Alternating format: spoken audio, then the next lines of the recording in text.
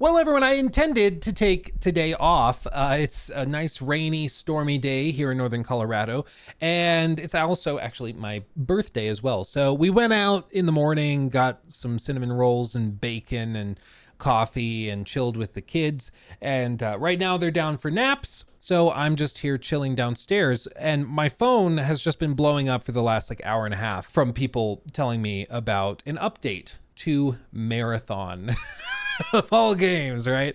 So I realized what this was. I scanned through this. I didn't really look closely at it, but I scanned through it and I saw this part right here. We've made the decision to delay the September 23rd release. And right away, I mean, we're going to read through this whole thing and talk about it, but I mean, they're actually doing it. They're delaying it. And I'm on record on stream saying, I think the only possible way that Marathon could have a even 1% chance of succeeding in some capacity would be with a delay. I think if they launched it in September, it is almost certainly being sent out into, you know, the shark's pit, if that's a saying, and it's gonna die. It just is. So seeing it delayed means that they can take some time to improve some key aspects of the game. And I saw that they have a list here. We'll read through this because I haven't really looked at it, but we'll see what they're looking to add and change, because they do not give a new date. They've said that they are delaying the September 23rd release. That's that. They also mentioned that you'll hear from us again this fall, which all of the headlines on X right now are people saying, okay, delayed indefinitely, and they're going to announce the new release date in the fall, whatever that means. So I don't think this is like a 2-year delay. I don't think this is a 3-year delay. Yes, it's technically indefinite because there is no new release date, but I don't think this is like, oh, we're going to get rid of heroes. That's not the kind of delay this is. I think it's going to be refinement, not revolution. But what I'm hoping to see as we read through this is that they are announcing they're going to be making sure ranked is there at launch, that they're going to have like solos and duos at launch. I think they also probably need that 4th map. I think they need that at launch, more like endgame stuff that has like raid style content. That will help a lot. So I'm hoping to see that, but let's see what they say. Thank you Thank you not only for your passionate feedback around Marathon's reveal and alpha playtest, but also for your patience while we took time to listen closely and chart our next steps. Through every comment and real-time conversation on social media and Discord, your voice has been strong and clear. We've taken this to heart, and we know we need more time to craft Marathon into the game that truly reflects your passion. After much discussion within our dev team, we've made the decision to delay the September 23rd release. Now, let me be very, very clear.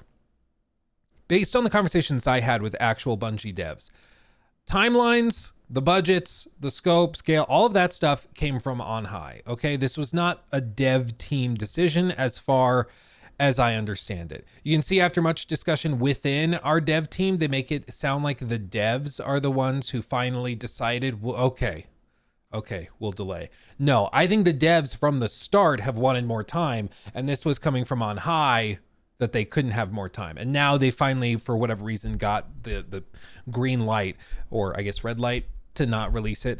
And I think it's good, because again, I could not fathom a situation in which Marathon was successful, even hypothetically, if it launched on September 23rd. I could not see it.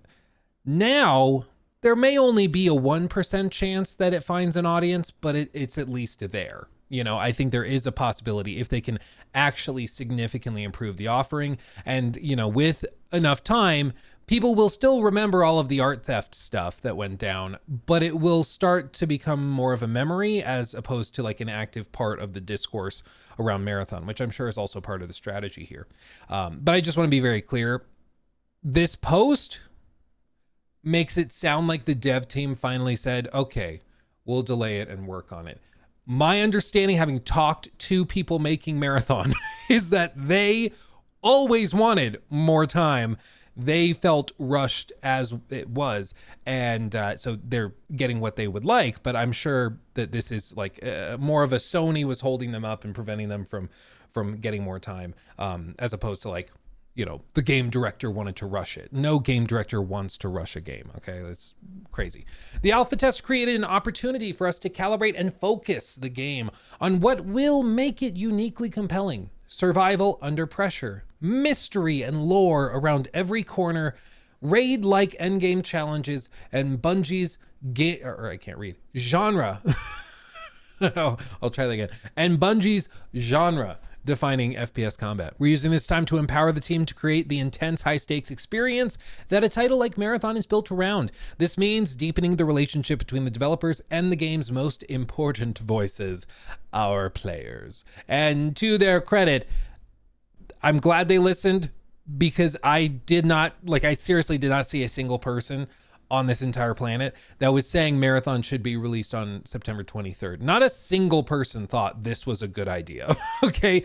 Even the people who really, really, really like the playtest. And there are a decent number of them. I know it's easy to just be like, no, everyone hated it. No, there are people that genuinely really, really like the playtest and thought it was like good to ship as it was.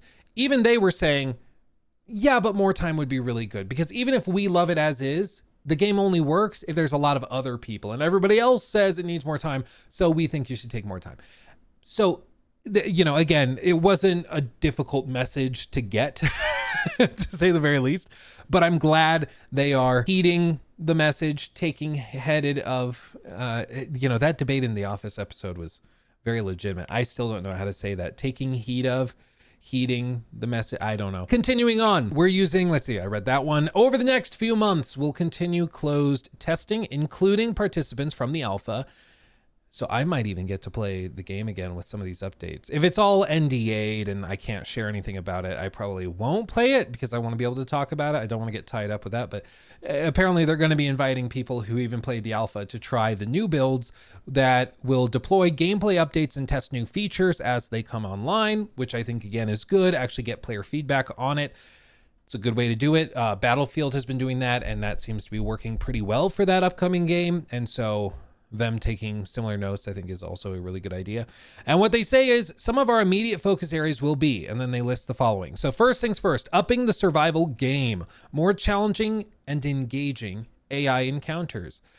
This is one I think I would just need an example. If it's something like roaming mini bosses with really good loot, then I'm in. I also think, for example, one of the frustrating things in the alpha playtests was like if you came across a really high level AI, like robot dude, and he's got a purple shield, you down him, it takes a lot of ammo, and you got to be prepared because he also deals a lot of damage. He wouldn't drop a purple shield, there wasn't that immediate payoff for taking on that challenge. It was like, oh, you got more light ammo. So I think they need to rebalance how that stuff drops. And I understand they don't want to just hand out purple shields like candy, but I think that there's a balancing act to be made, because it feels like if you take on a difficult enemy, there should be a big reward for overcoming that challenge in an extraction game like this, They continue on, more rewarding runs with new types of loot and dynamic events. More rewarding runs makes me think, it's tied to loot, of course, but this is also something that the developers were pretty open about. Like,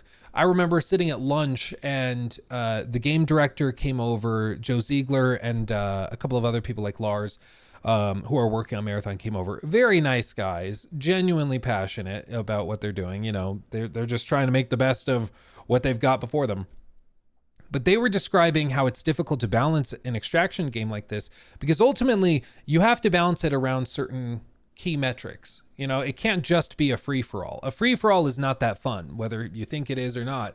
Even games like Tarkov are balancing based off of an expected extraction rate. So they want, for a given map, and for this number of players going in, they want this percentage of successful runs. So if you run 10 times, you should be extracting successfully 3 of them, or 4 of them, or 5 of them. And that's what makes it valuable and meaningful when you actually do extract. If you extract 95% of the time, it doesn't really feel that special when you extract. It feels really bad when you lose, but when you get out, it's like, okay, yeah, we did the thing, it's whatever. So they want to make sure that extracting feels like you accomplished something. And that probably means failing more often than you succeed, which means balancing it to like 30% extraction rate, 35, 40% extraction rate. And they were talking about how they're still trying to tune that and figure out what's fun and what feels good. And so they wouldn't give us exact numbers, but they were saying, yes, some maps might be a 30 to 40% extraction rate. Another map may be more of a 40 to 50%, but it'll be different per map. And so it's all about balancing all of that. And that's why I'm sure it's very difficult to balance something like making runs more rewarding.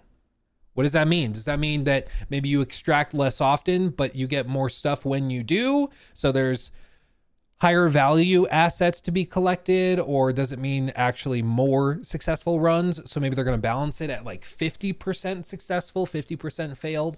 I don't know, but at the very least, they say that they're going to be tuning it. Dynamic events, I think, also could be a really good idea. This could mean something as minimal as just like rainstorms versus sunlight or nighttime gameplay. It could be something like that, or it could mean what I would interpret dynamic events to mean, which would be like a roaming mini boss that drops really good loot, or a ship that is delivering something, some big package of cargo to a location on the map, and you have to fight through waves of robots that are trying to go and collect the loot themselves, and then if you extract with it, it's really valuable. Things like that don't happen every match and help keep it feeling fresh and different from match to match. I think that that's kind of what they're going for there, and I think more of that will be really helpful. The tricky thing is the maps that we saw are pretty small. Like they're not very big maps, and if you watched streamers playing Marathon, or if you got into the closed alpha and you tried it yourself, you'll know this.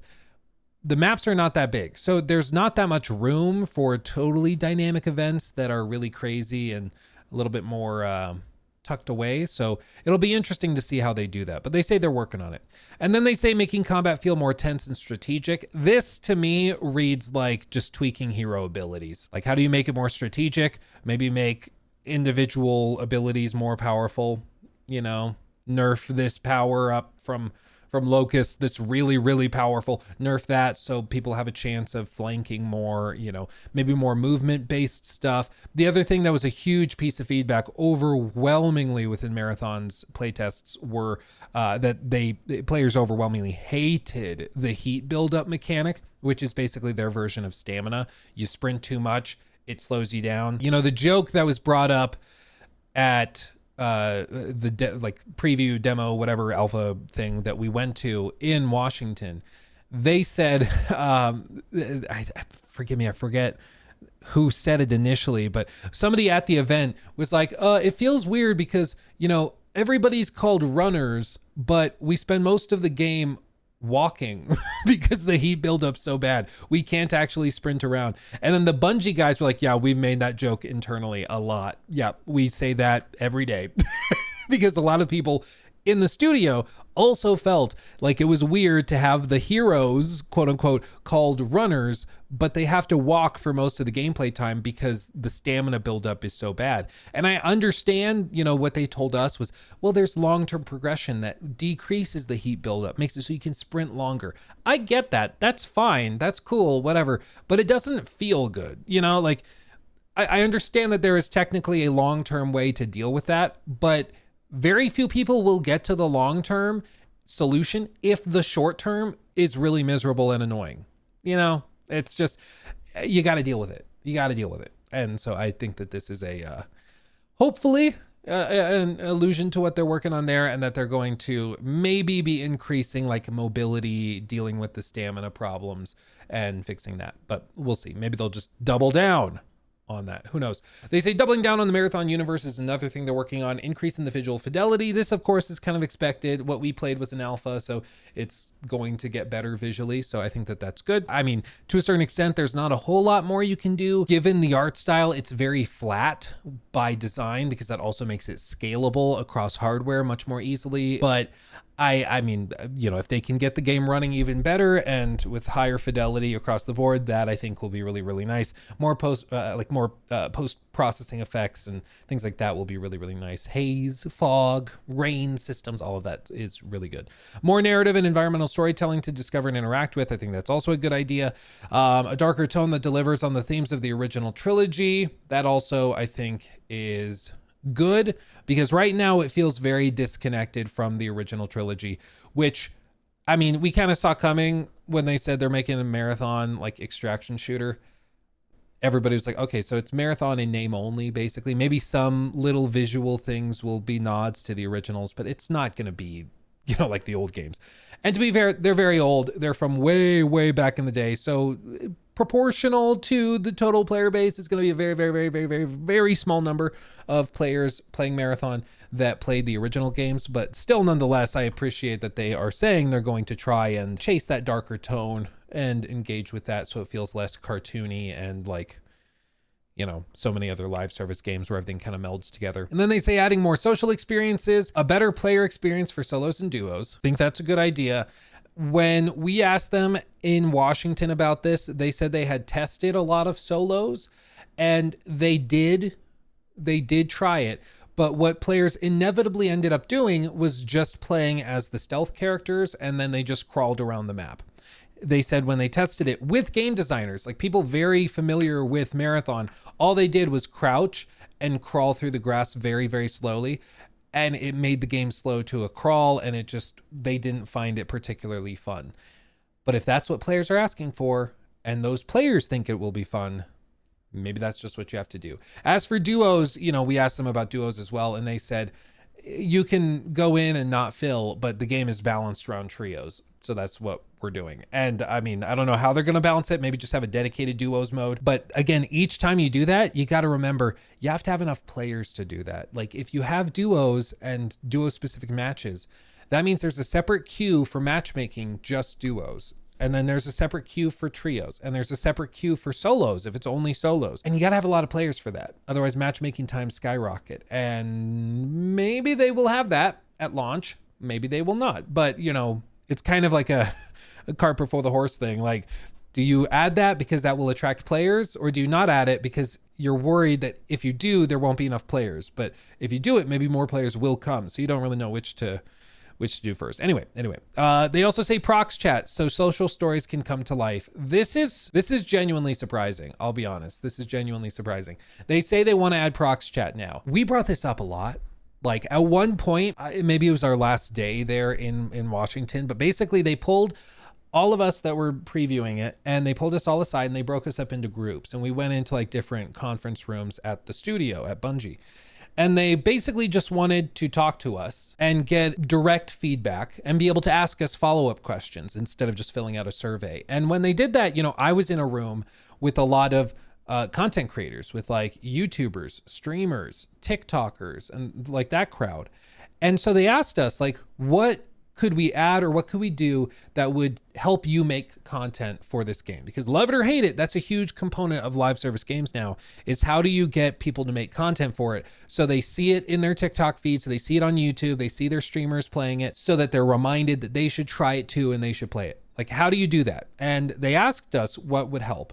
And I cannot even tell you the percentage, because it was probably like 95% of people all said, I think you need prox chat. Proximity chat would help so much. There's so many viral clips that can happen with proximity chat. And they said, anybody else agree? And every hand goes up. Everybody was like, yeah, I think you should add prox chat. If you don't like it, turn it off. That's fine. If you're playing and you don't like that, turn it off. But that can be super viral. It can really help a game like this pop off if there's really funny moments. Not to mention that there's cool gameplay elements too, where like you're in one building and you know, you and your team are kind of whispering back and forth to each other, and then the other team is coming up on you and you hear them talking to each other because they don't know you're in the building yet. So then you get really quiet and you all go off and hide.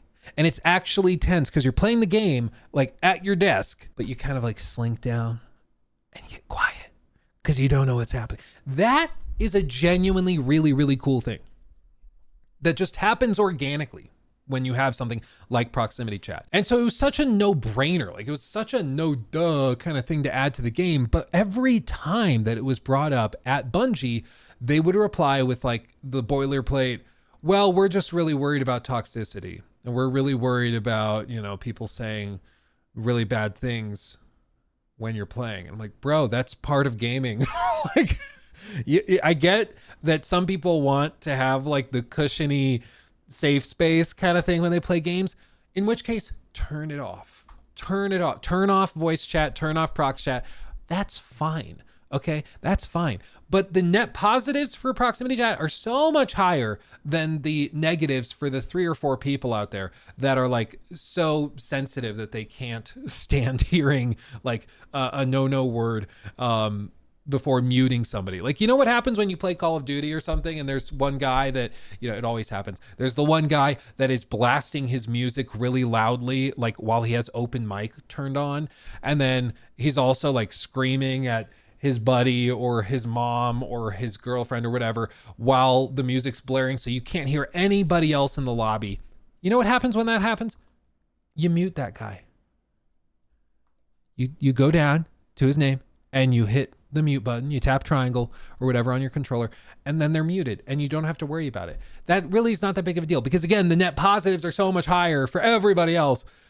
It just makes more sense. But Bungie was really, really sensitive to the idea of toxic things happening that they didn't want to do it. But now it seems like the feedback has been so overwhelming. They're having to like sit up and go, okay, we'll add it. We'll do it. And I think that's a good move. I think it's a good move. And I'm glad people vocalize this because I think that genuinely will help the game significantly. So I'm glad to hear they're doing that. No mention in any of this about ranked mode, about the fourth map or additional maps or anything, because again, I'm not sure if they have that much time. It's possible that they may delay it just to like February or January or something, because they say, as you see here, you'll hear from us again later this fall when we can share the progress we made alongside the game's new release date.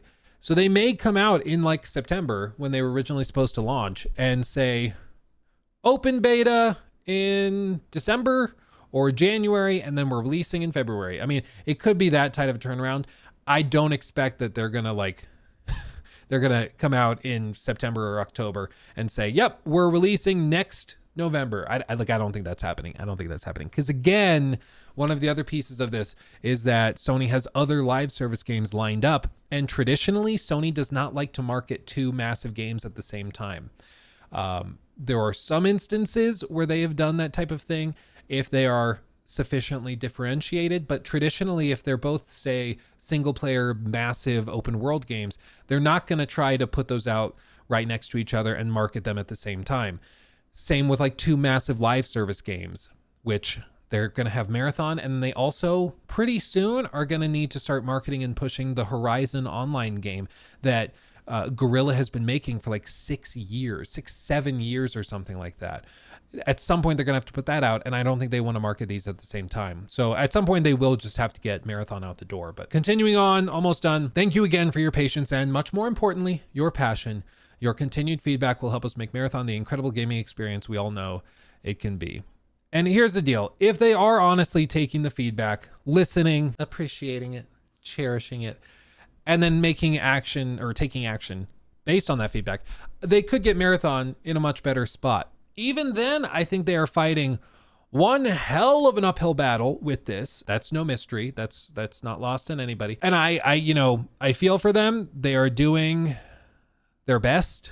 They're trying their best, but I mean, they've dug themselves in quite the hole, and they may be able to dig themselves out with time, with updates and improvements. And I imagine, if they do go away for the next 6 months or whatever it is, or more realistically, like 3-4 months, and they come back and they show a new trailer or something, and it looks genuinely way better. And it's like, hey, solos works now, and we have the ranked mode working, and we rebalanced all of these fights, and there's new loot, and then there's mini bosses, and then there's raids that you can go on in the end game. That I think actually could start to excite people again. But I mean, again, you got to also remember there's a lot of other games coming out, and Arc Raiders, which already, before anything else, people were already preferring Arc Raiders to what Marathon was delivering, and that's coming out in October. So that may have like 3-4 months of community buildup under its belt by the time Marathon releases,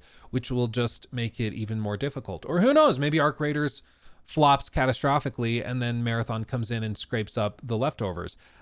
Don't personally foresee that happening, but maybe, you never know. So I just think, they're fighting one hell of an uphill battle. I feel for the devs because I don't think this is really as much a dev issue as it has been a mismanagement issue and a cultural problem within Bungie. And they, for years, have had those problems. I'm far from the first one to talk about it, but I hope they can start to figure it out, because realistically, if Marathon goes belly up, I mean, I don't see a very bright future for Bungie. So I hope that the team is able to pull it together and make something that we all enjoy and are excited for. Time will tell. Time will tell. But the good news is that they got the time to at least try. And like I said at the top, I could not fathom a situation in which Marathon was successful if it launched in September. Now that it's delayed almost certainly to next year, I think that there's maybe at least one or two possible scenarios where it finds a maybe small but dedicated fan base, and then it grows over time as they improve it and add stuff to it, and eventually becomes something big that can take on like a Tarkov or something. I can see in my mind like a couple outcomes like that if they get really lucky and do really, really good work. So at least there's a chance. So you're telling me there's a chance, literally, is what's going on here. But we'll see. We'll keep an eye on it. Now we go into silence mode and we won't hear anything from them for a while. But I think that's for the best. And yeah, we'll just have to sit back and wait to see what Herman Hulst does next. Because seems like everything he touches recently just turns to crap, and I can't wait to see what he does next. It's thoroughly entertaining. There's always something, you know. But anyway, I'm gonna call it there, my friends. Thank you for joining me in this video. Thanks for watching the streams and the clips and everything. Much love. Go check out the new video on the main channel on The Altars. It's a new game that just came out, and I cannot stop playing it. We initially did like a sponsored video to check it out, and I can't stop playing it. I love that game. So go check that out if you're interested, and let me know what you're playing as well. I'll be back on stream tomorrow. Can't wait to see you there. Until then, my friends, much love, hugs and kisses. Bye-bye.